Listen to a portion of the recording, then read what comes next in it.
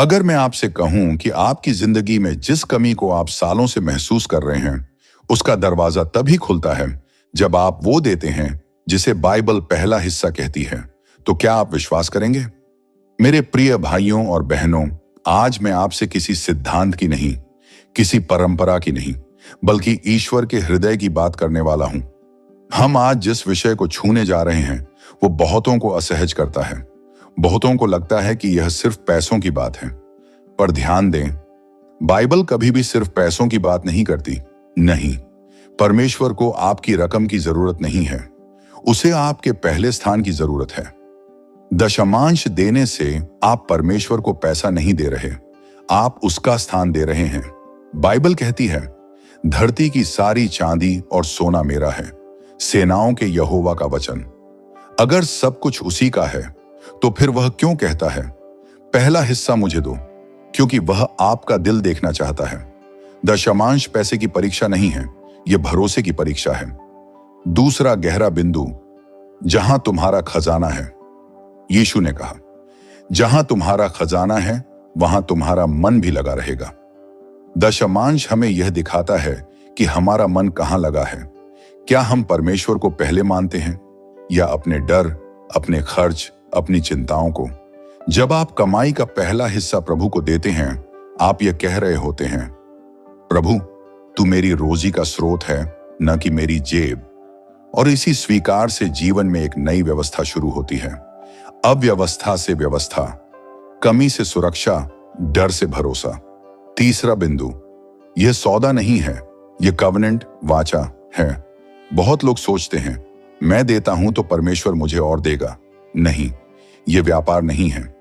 दशमांश देना एक वाचा, कवनेंट मानने जैसा है। जैसे एक बच्चा अपने पिता पर भरोसा करता है, वैसे ही हम अपने स्वर्गीय पिता पर भरोसा करते हैं। और बाइबल कहती है, यहोवा को अपने धन से और अपनी भूमि 10% दें, कि पहिलौठी उपज से आदर दे। नीति वचन 3:9 यह आदेश किसी डर से नहीं, बल्कि एक गहरे प्रेमपूर्ण रिश्ते से आता है। चौथा बिंदु, मालाखी की चुनौती। परख कर देखो। मालाखी 3:10 में परमेश्वर कहता है, मुझे परख कर देखो। यह बाइबल में एकमात्र स्थान है जहां परमेश्वर कहता है, मुझे जांचो। जैसे वो कह रहा हो, मुझे पहला स्थान दो और देखो मैं तुम्हारे जीवन के लिए क्या करता हूं। ध्यान दें, वह कहता है, मैं आकाश के झरोखे खोल दूंगा। मतलब, जो आप अपनी ताकत से नहीं कर सकते, वो परमेश्वर अपने सामर्थ्य से करता है। आज की इस पहली शिक्षा में मैंने आपको एक बात स्पष्ट कर दी है। दशमांश पैसों के बारे में नहीं, परमेश्वर के प्रति प्राथमिकता की घोषणा है। जब आप परमेश्वर को पहला स्थान देते हैं, तो जीवन में ऐसा कोई द्वार नहीं है जिसे वह खोल न सके। बहुत लोग कहते हैं कि दशमांश मूसा की व्यवस्था के कारण है, पर सच यह है, दशमांश व्यवस्था से सैकड़ों साल पहले शुरू हुआ था।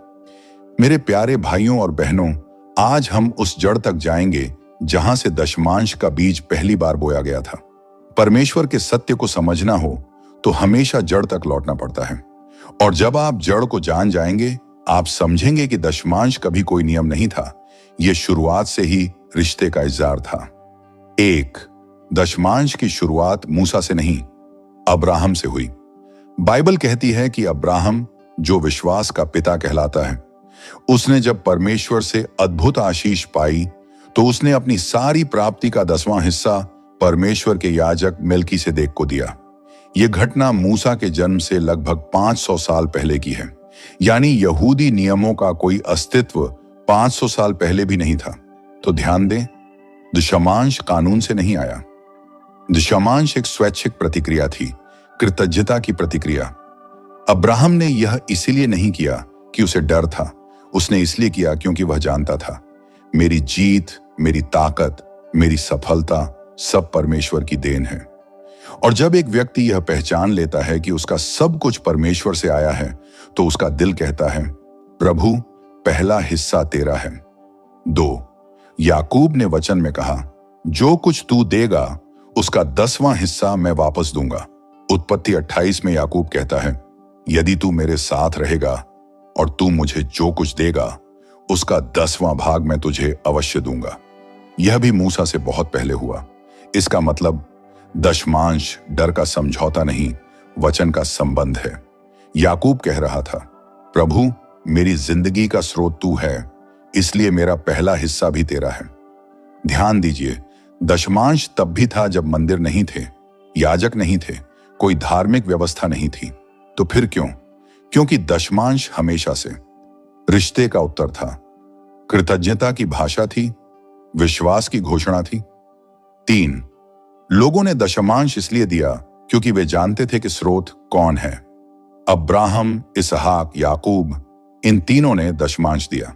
तीनों अलग परिस्थिति में थे, तीनों के अनुभव अलग थे, पर तीनों का निर्णय एक ही था, जो कुछ मेरे पास है वह परमेश्वर की देन है। मेरे भाइयों और बहनों, जब इंसान यह समझ लेता है कि उसका पैसा, उसकी बिजनेस, उसकी नौकरी, उसकी बुद्धि, उसकी स्वास्थ्य सब परमेश्वर की देन है, तो वह बिना मजबूरी, बिना डर, दिल से यह करता है, पहला हिस्सा प्रभु को। क्यों? क्योंकि वह जानता है जैसे स्रोत बदलता है वैसे जीवन भी बदलता है। 4, दशमांश हमेशा पहला हिस्सा रहा है, बचा खुचा नहीं। परमेश्वर ने कभी बचा खुचा नहीं मांगा, कभी भी नहीं। पहला हिस्सा इसलिए मांगा क्योंकि पहला हिस्सा वही देता है जिसे हम सबसे अधिक महत्व देते हैं। आप बचा खुचा देते हैं उन चीजों को जो कम महत्वपूर्ण हैं, पर पहला हिस्सा हमेशा उसी का होता है जो पहले स्थान पर बैठा है। दशमांश यह बताता है, प्रभु तू मेरी प्राथमिकता है, तेरा स्थान पहले है और बाकी सब उसके बाद। और याद रखें, बाइबल में कभी भी परमेश्वर को दूसरा स्थान नहीं दिया जा सकता। नारण 5, व्यवस्था से पहले भी दशमांश था और व्यवस्था के बाद भी है। यीशु ने सिखाया, तुम दशमांश देते हो, यह अच्छा है, पर अपने दिल को भी सही रास्ते पर रखो। ध्यान दें, यीशु ने दशमांश को रद्द नहीं किया, उसने इसे संतुलित किया। वह कह रहे थे, दशमांश दो, पर दया, न्याय और प्रेम को मत छोड़ो। मत्ती 23:23। इसका मतलब दशमांश व्यवस्था की चीज नहीं, दशमांश सिर्फ पुराने वाचा की बात नहीं, दशमांश दिल की बात है। हमेशा से, हमेशा के लिए आज आपने जाना, दशमांश की जड़ व्यवस्था में नहीं, अब्राहम में है। यह पहले ही दिन से दिल और रिश्ते की प्रतिक्रिया थी। यह कृतज्ञता की भाषा है, यह परमेश्वर को पहला स्थान देने की घोषणा है। यीशु ने भी इसे सही दिशा में पुष्टि की। दशमांश कभी पैसे के बारे में नहीं, यह प्राथमिकता और भरोसे का परमेश्वर को दिया गया उत्तर है। जब आप परमेश्वर को पहला देते हैं तो वह आपके जीवन में वह करता है जो आप अपनी शक्ति से कभी नहीं कर सकते। मेरे भाइयों और बहनों, दशमांश के विषय में सबसे बड़ा भ्रम यही है कि लोग सोचते हैं, मैं दूंगा तो मेरा कम हो जाएगा। पर बाइबल कहती है, जो देता है उसे दिया जाएगा, अच्छा नाप, दबा दबा कर, उफन उफन कर। लूका 6:38। आज मैं आपको बताने वाला हूं कि दशमांश देने से आत्मिक, निर्माणार्थिक, मानसिक, पारिवारिक और मनात्मिक सुरक्षा, इन 5 क्षेत्रों में क्या परिवर्तन आता है। 1, पहला परिवर्तन, जीवन में परमेश्वर की व्यवस्था आ जाती है। जब आप अपनी कमाई का पहला हिस्सा प्रभु को देते हैं, आप उसकी प्रभुता को स्वीकार करते हैं, और जहां उसकी प्रभुता आती है वहां व्यवस्था में शांति, अनुग्रह और दिशा आती है। बाइबल में लिखा है, पहले उसके राज्य और धर्म की खोज करो तो ये सब वस्तुएं तुम्हें मिल जाएंगी।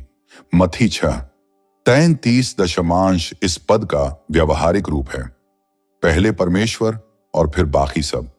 जब परमेश्वर की व्यवस्था आपके जीवन में आती है तो अव्यवस्था हटती है और स्पष्टता आती है। 2, दूसरा परिवर्तन, डर की जगह विश्वास आ जाता है। जहां दशमांश नहीं है वहां मन में यह डर होता है, पैसा कम पड़ जाएगा, कर्ज कैसे चुकाऊंगा, भविष्य का क्या होगा। पर जब आप पहला हिस्सा प्रभु को देते हैं, आप इन सब भावनाओं पर यह घोषित करते हैं, मेरी रोजी रोटी का स्रोत परमेश्वर है, न कि बाजार, न नौकरी, न इंसान। और याद रखें, जो व्यक्ति अपने जीवन के स्रोत को पहचान लेता है, उसके जीवन में डर की जगह विश्वास आ जाता है। 3, तीसरा परिवर्तन, आकाश के झरोखे खुलते हैं। मालाकी 3:10। यह परमेश्वर का वचन है, मनुष्य का नहीं। तुम सारे दशमांश भंडार में ले आओ, मुझे परख कर देखो, मैं आकाश के झरोखे तुम्हारे लिए खोल दूंगा। ध्यान दें, यह आशीष सिर्फ दशमांश देने वालों के लिए है। आकाश के झरोखे खुलना का अर्थ है अप्रत्याशित अवसर। 4 चौथा परिवर्तन, नुकसान रोकने वाली सुरक्षा। मालाकी 3:11 में परमेश्वर कहता है, मैं तुम लोगों के लिए भक्षी को डांटूंगा। भक्षी यानी वह शक्ति जो आपका पैसा, आपका स्वास्थ्य, आपका समय, आपकी शांति, इन सब को चुपचाप खा जाती है। आज बहुत लोग कमाते हैं पर पैसा रुकता नहीं। कहीं अचानक खर्च, कहीं बीमारी, कहीं नुकसान, कहीं बाधाएं। दशमांश देने वाले के ऊपर एक दिव्य सुरक्षा होती है, जैसे परमेश्वर कह रहा हो, तू मुझे पहला देता है, मैं तेरा बाकी सब संभालूंगा। 5वां परिवर्तन, दिल बदलता है और दिल बदलने से जीवन बदलता है। दशमांश सबसे पहले दिल को बदलता है। लालच हटता है, कृतज्ञता आती है, उदारता आती है, परमेश्वर पर निर्भरता आती है, स्वार्थ टूटता है, आत्मिक परिपक्वता बढ़ती है। यीशु ने कहा, जहां तुम्हारा खजाना है वहीं तुम्हारा मन रहेगा। जब आपका पहला हिस्सा प्रभु के पास जाता है तो आपका मन भी उसके पास चला जाता है, और यही वह जगह है जहां परिवर्तन जन्म लेता है। छठा परिवर्तन, परिवार में शांति और एकता आती है। दशमांश देना घर की आध्यात्मिक वायुमंडल को बदल देता है। क्यों? क्योंकि जहां प्राथमिकता सही होती है वहां प्रभु की शांति रहती है। जब पति पत्नी दोनों परमेश्वर के प्रति एकमत होते हैं तो परिवार का वातावरण बदल जाता है। तनाव कम होता है, कलह घटता है, आशीष बढ़ती है, परमेश्वर का हाथ परिवार पर रहता है। 7वां परिवर्तन, आत्मिक जीवन मजबूत होता है। दशमांश सिर्फ जेब से नहीं, दिल से निकलता है, और जो दिल देना सीखता है वह परमेश्वर के साथ गहरा चलता है। दशमांश देने वाला व्यक्ति कभी कंजूस ईसाई नहीं बन सकता। वह बढ़ता है, बदलता है, परिपक्व होता है, क्योंकि दशमांश विश्वास को सक्रिय करता है। विश्वास आशीष को सक्रिय करता है। आशीष जीवन को बदल देती है। आज आपने जाना, दशमांश देने से जीवन में परमेश्वर की व्यवस्था आती है, मन से डर हटता है, आकाश के झरोखे खुलते हैं, नुकसान रुकता है, दिल बदलता है, परिवार में शांति आती है, आत्मिक जीवन मजबूत होता है। दशमांश सिर्फ देने का कर्म नहीं, यह पूरा जीवन बदलने वाला सिद्धांत है। दशमांश परमेश्वर का तरीका है यह देखने का कि क्या हमारा दिल उसके हाथ में है या फिर संसार हमारे हाथ पर शासन कर रहा है। मेरे प्रिय भाइयों और बहनों, बहुत लोग दशमांश को सिर्फ देने का विषय समझते हैं, पर वे यह नहीं जानते कि दशमांश का सबसे बड़ा उद्देश्य सिखाना है। आज मैं आपको वो चीजें बताने वाला हूं जो परमेश्वर दशमांश के माध्यम से हमारे अंदर बनाता है। ऐसी चीजें जो शब्दों से नहीं सिखाई जा सकती, केवल अभ्यास से पैदा होती हैं। 1, पहला पाठ, परमेश्वर पहला है, यह जीवन की मुख्य नींव है। दशमांश देने से हम हर महीने यह घोषणा करते हैं, मेरी ताकत नहीं, मेरा परमेश्वर मेरा स्रोत है। आप चाहे कितना भी कमाएं, अगर परमेश्वर पहला नहीं है तो सब कुछ अपनी जगह नहीं बैठता। नीति वचन 3:9 कहता है, अपनी आय की पहिलौठी उपज से यहोवा का आदर कर। परमेश्वर पहला इसलिए चाहता है क्योंकि वही हमारी जिंदगी का पहला है, और हर बार आप दशमांश देते हैं, आप अपने दिल से यह स्वीकार करते हैं, प्रभु पहला स्थान तेरा है। दूसरा पाठ, हम मालिक नहीं, प्रबंधक, स्टीवर्ड हैं। दशमांश हमें याद दिलाता है कि हम जो कमाते हैं उसके मालिक नहीं हैं। हमें जो दिया गया है वह सौंपा गया है। पैसा हमारा नहीं, परमेश्वर का है। भजन 24:1 कहता है, पृथ्वी और जो कुछ उसमें है वह सब यहोवा का है। दशमांश परमेश्वर का तरीका है हमें विनम्र करने का, क्योंकि देने से हम यह मान लेते हैं कि हम अपने संसाधनों के मालिक नहीं, केवल देखभाल करने वाले हैं। तीसरा पाठ, भरोसा न कि डर। दशमांश का सबसे बड़ा पाठ भरोसा है। बहुत लोग नहीं देते क्योंकि उन्हें डर है कि पैसा कम हो जाएगा, पर परमेश्वर हमें इस डर से आजाद करना चाहता है। जब आप पहला हिस्सा देते हैं, आप यह घोषित करते हैं, मेरा भविष्य परमेश्वर के हाथ में है, बैंक बैलेंस में नहीं। इसीलिए वह मालाकी 3:10 में कहता है, मुझे परख कर देखो। क्यों? क्योंकि वह चाहता है कि आप डर से नहीं, भरोसे से जीवन जीना सीखें। 4, चौथा पाठ, देना एक आत्मिक अनुशासन है। दशमांश देना केवल दान करना नहीं है, यह एक आत्मिक अभ्यास है। जैसे प्रार्थना करना, जैसे वचन पढ़ना, जैसे उपवास, वैसे ही देना भी आत्मिक अनुशासन है। क्यों? क्योंकि देना दिल को बदलता है। यीशु ने कहा, लेने से अधिक देना धन्य है। प्रेरितों के काम 20:35।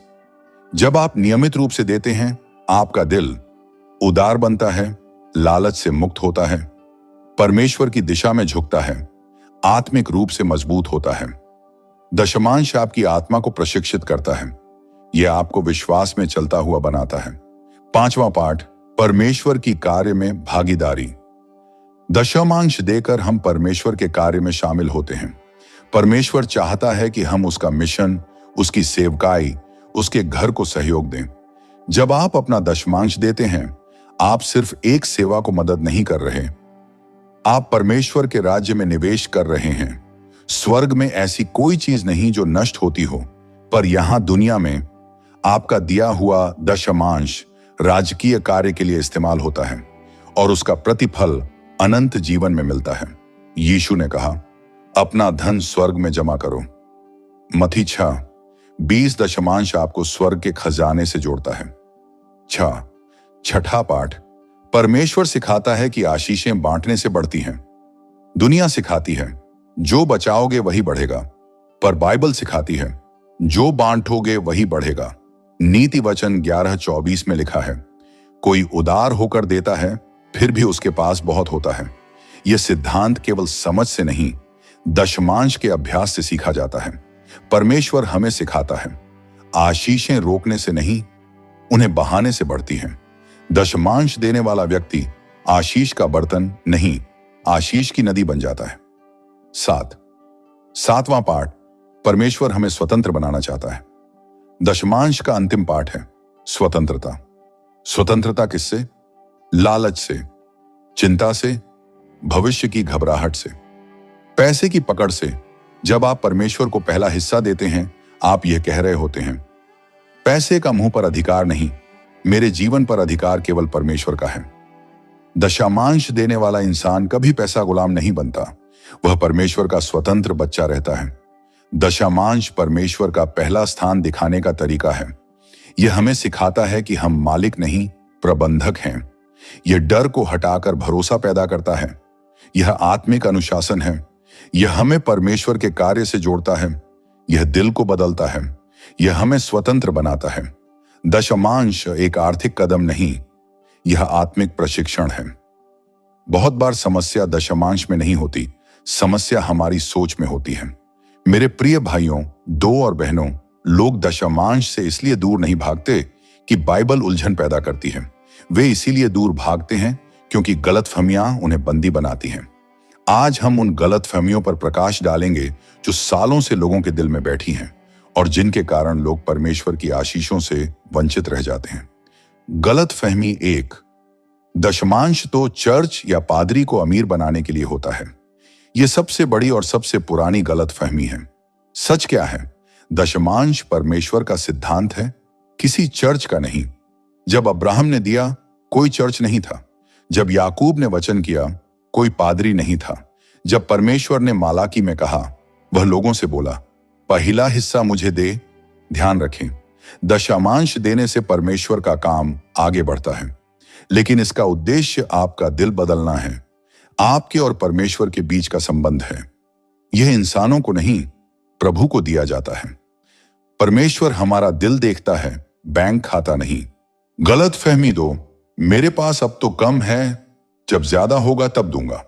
मेरे भाइयों और बहनों, याद रखिए, दशमांश कम होने या ज्यादा होने का विषय नहीं, पहला किसे मानते हो का विषय है। बहुत लोग कहते हैं, जब कमाई बढ़ेगी तब देना शुरू करूंगा, पर बाइबल कहती है, जो थोड़े में विश्वास योग्य होगा वह बहुत में भी विश्वास योग्य होगा। लूका 16:10, परमेश्वर यह देखना चाहता है कि क्या आप कम में भी वफादार हों। अगर कोई थोड़े में नहीं दे सकता, वह ज्यादा में भी नहीं देगा। गलतफहमी 3, अगर मैं दूंगा तो मेरा खर्च कैसे चलेगा। यह डर हर इंसान में होता है। वह सोच है जिसे परमेश्वर बदलना चाहता है।